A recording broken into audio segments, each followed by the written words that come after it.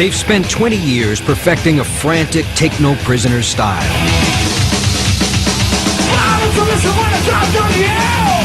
In playing to the craziest mosh pits in the world of speed metal. If you went to their show, you were not coming out without a bruise or a bloody nose. It was like a failed gig if you came out unscathed physically. People would attend these concerts feeling a part of something that was their own and outside the mainstream, and it was their own badge of honor that they wore to be part of it.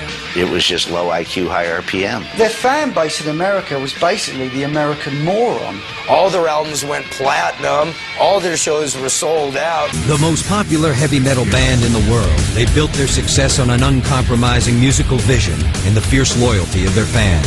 They grabbed a decade of decadence by the tail and gnawed their way into hairband history. Their menacing sound fueled by lies of extreme decadence and danger. After 6 years of throwing out sparks, the band's hard-charging, high-decibel rock and roll finally exploded into the mainstream. They weren't glitter rockers, they weren't heavy metal. The band's rough and rowdy lead singer was the embodiment of power and passion. He was able to have passion and soulfulness and gruffness in his voice, and at the same time sing a pop song. Nobody banged like him. It was insane. I remember the first time I saw them play with him, I was like, oh my God, look at that guy. I was very upset, and I wanted him to be a dentist. And you're not going to be in rock and roll, you can be a dentist. My doctor takes him in, and he talks to him for a while, and he calls me back in, and he says, there's nothing he can do. He wants to be a musician, that's it. To this day, I mean, they're really one of the great rock bands in the world. They were working-class warriors turned rock and roll royalty, and they celebrated their success like King. Every few weeks there'd be a party for one reason or another. By the time they began making radio singles and music videos, they had already carved out a powerful place in heavy metal history. They were playing arenas before MTV even heard of them. Their lyrics take on taboos, set to the spirit of pure rock and roll rebellion. Actually being there and playing, having to put a good performance every night, whether you feel up to it or not, it's not an easy industry. They had it all going on. These guys are rock and roll. I mean, they set the tempo for what we all do. After seeing them on stage and the kind of energy that they had, I called up my buddy Perry Farrell. I was like, dude, you got to hear these guys. I mean, we were sitting in the audience, we looked at each other, we were like, this is it. And it blew our minds. It's like being around the most dangerous people in the world. It's incredible. The cars, the girls, the models, the parties. They were the Marx Brothers of rock and roll. Fun, fun, more fun.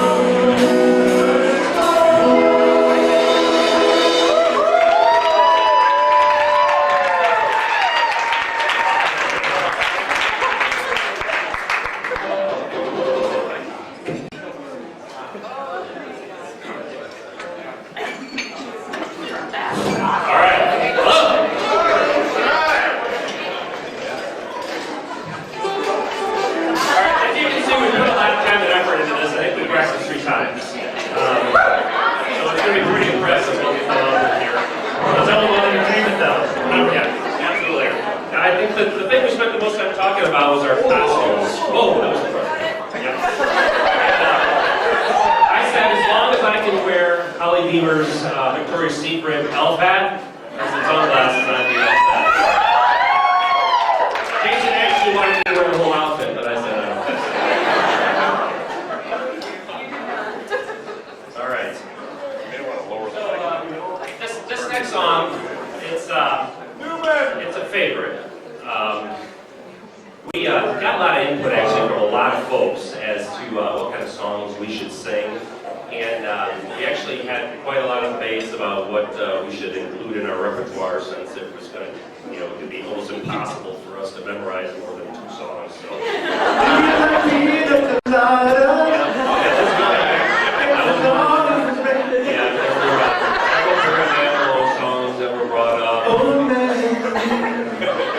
That's right. And every time I saw Dan Dersham, he said, "Johnny Cash! Johnny Cash!" I fell into a burning ring of fire. But I had to listen to one person in particular. Matt Ahern had a very special request, and since Matt and I go back a long ways, I kind of had to honor this one. So, and no, it's not the record of the Edmund Fitzgerald. It's the other one. All right, Ringo, if you're ready, if you'd like to